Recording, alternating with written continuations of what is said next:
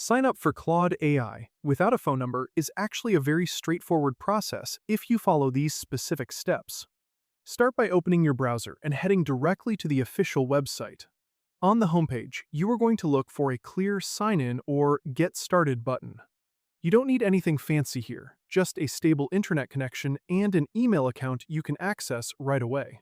If you're already logged into your browser, things will move even faster. When the sign-in screen appears, one of the easiest routes is to continue with Google. Click the Google option, choose the account you want to use, and follow the on-screen prompts. You may see a quick consent screen asking you to allow basic profile information. Go ahead and confirm to proceed. Using Google is convenient because it typically skips phone verification and keeps your credentials secure behind your Google login. The important thing is to double-check you're selecting the correct account before you click through, especially if you manage multiple profiles. If you don't see your preferred account, use the Add Another Account link and sign in with your email and password. After confirming, you should be returned to the site and automatically signed in. Now, that goes both ways. If you'd rather not use a Google account, you can enter with email instead.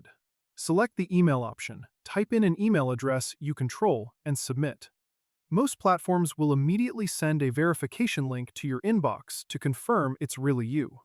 Open your email, look for a new message, and click the Verify or Continue button inside.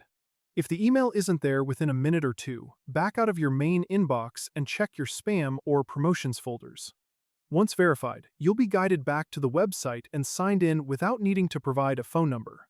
If you're prompted to set basic profile details or accept terms, complete those screens to finish.